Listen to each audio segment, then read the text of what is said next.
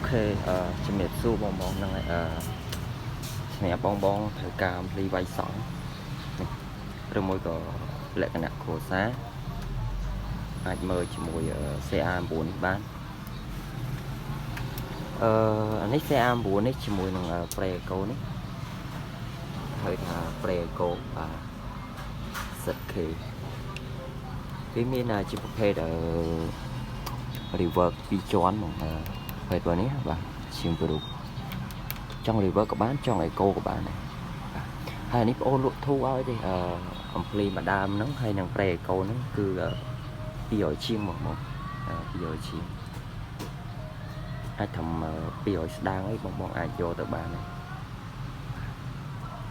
សម្រាប់បងនេះវ៉ាន់ថ្មីតែគាត់ថាបងអូនយកមកតេស្តហ្នឹងទៅជាងប្រឡាក់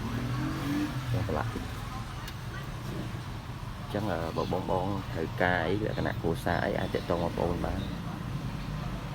ចាំបងអូនតម្លាក់ Telegram ខាងក្រោមឬមួយក៏ inbox មក page ផ្ទាល់បាទវីដេអូនោះមានតែប៉ុណ្្នឹងបងហ្នឹងត្រូវការអាចទាក់ទងមកបានហើយ